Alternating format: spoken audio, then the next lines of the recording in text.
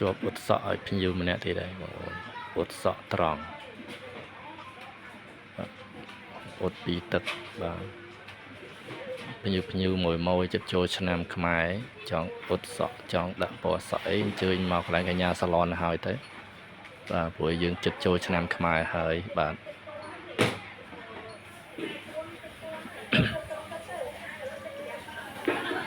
ចិត្តចូលឆ្នាំជាងគេដាក់ពណ៌សក់ព្រោះអីហើយអរគុណភ្ញៀវទាំងអស់គ្នាឧត្តសក់បងប្អូនបាទមើលសក់ភ្ញៀវហើយ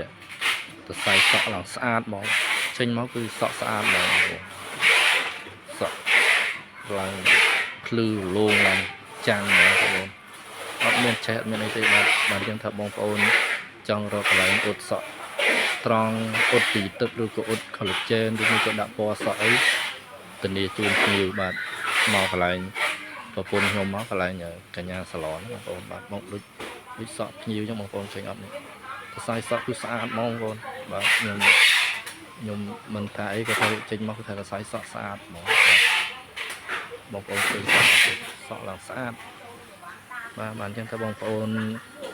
ចង់រកកន្លែងឧត្តសក់ដែលថាទំនុកចិត្តខ្ពស់បាទកុំភ្លេចមកកន្លែងកញ្ញាសាឡនបងប្អូនណាសក់បងប្អូនឃើញនៅក្នុងវីដេអូអញ្ចឹងខ្សែសក់គឺភ្លឺរលោងហ្មងបងប្អូនបាទគឺថាត្រង់ភ្លឹងហ្មងបងប្អូននិយាយរួមត្រង់តាំងពីគោលដល់ចុងហ្មងបាទសក់ស្អាតហ្មងបងប្អូនបាទអញ្ចឹងហើយកុំភ្លេចបងប្អូនចិត្តចូលឆ្នាំខ្មែរហើយ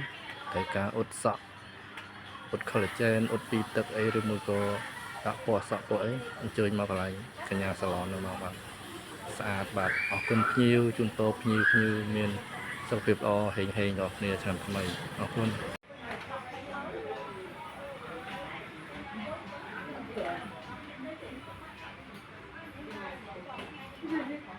សកម្មភាពជាងឧត្តសក់ជូនភ្ញៀវខ្ញុំជឿថាជាងគាត់សប្បាយចិត្តបំផុតដល់ពេលឧត្តសក់ចេញមកសក់ភ្ញៀវស្អាតគឺគាត់អត់ហត់ទេគាត់មានកម្លាំងចិត្តវិញខ្សែសក់ស្អាតព្រឹកហត់ប៉ុណ្ណាគាត់ហត់ទេឲ្យតែឃើញសក់ភ្ញៀវស្អាត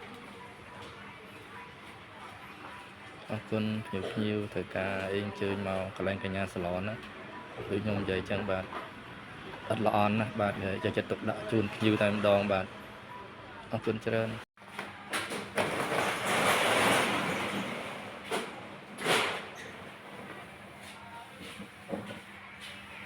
ចេះតែអាយចេះលាស់គឺទៅធ្វើនឹងចំណេះមា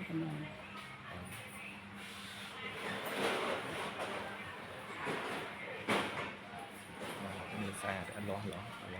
អីចាំឡើងស្អាតខ្សែសក់អរគុណច្រើនបាទ